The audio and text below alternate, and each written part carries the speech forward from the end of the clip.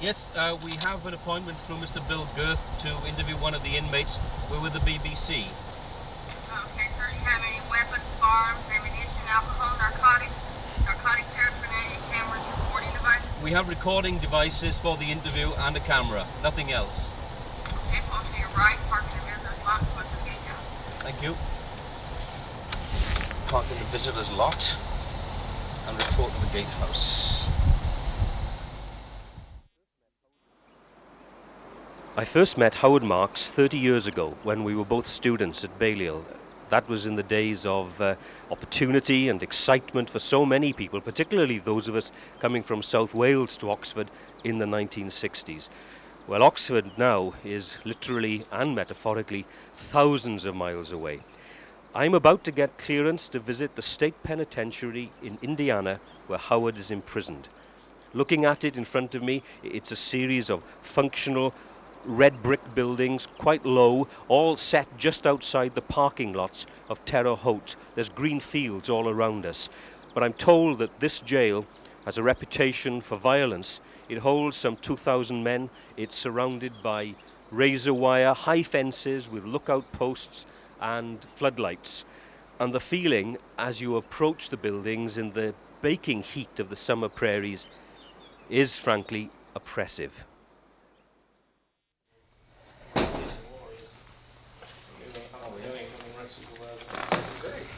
If you'd like to go ahead and start filling out one of these forms on just this side here. Fine. Okay, and that's just declaring that you don't have any contraband.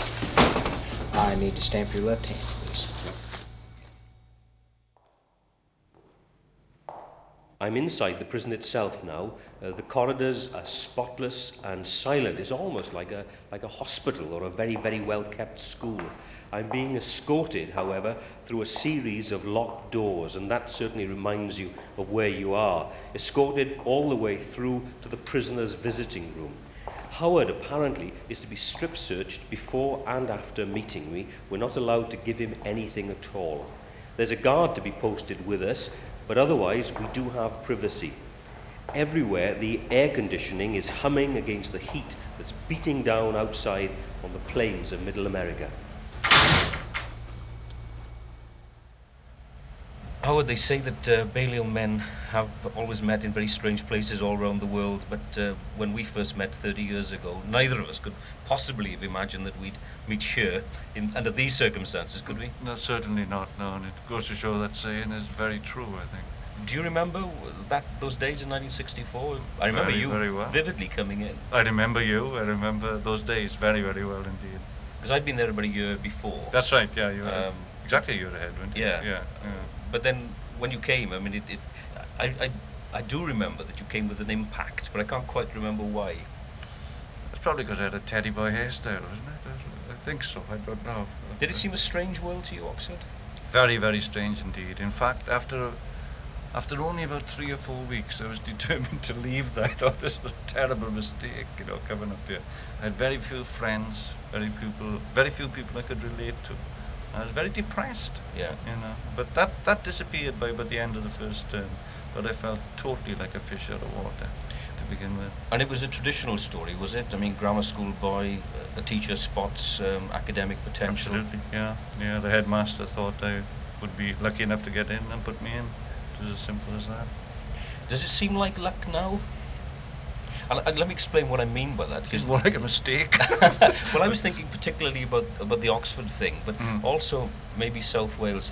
Of all the words that I've now read that have been written about you, and the 2 books in particular, they all seem to me to kind of dismiss the South Wales thing very quickly. That's your background. Okay, you may have exaggerated it a bit at the time to tell stories. I think lots of us did. We come from South Wales. Therefore, I mean, we've all been underground, haven't we? We've all got coal miners as fathers. Yes. But all the stuff about you being a rebel in school, was that right? Yes, but not for the reasons that they've given. I was a rebel in school because I was terrified of being called a swat. And I wasn't big enough and strong enough to play good rugby. Yeah. I was never picked for the rugby team, and that used to really upset me. This is Garrow Grammar School. Garrow Grammar School, yeah. This used to really upset me. I wasn't picked because I was no good. And I suppose I was a physical weakling, and happened to do well in examinations. And the only way to balance this was to be a bit of a rebel and a mischief maker. And that then would stop them calling me a swat and a weakling, etc. So the people you were hanging about with on the streets were, should we say, not in the grammar school, or if they were, then... No. Because Garrow Grammar School had a very, very large catchment area. I mean, people were coming to the school from towns as far away as 15 or 20 miles. Kenfick Hill was 11 miles away. So you were quite lucky if you knew anyone, in the same street who went to the same school. And in any event, I tended to hang around with people who had left school, people who were heavy drinkers, people who could stay out at all hours, and etc.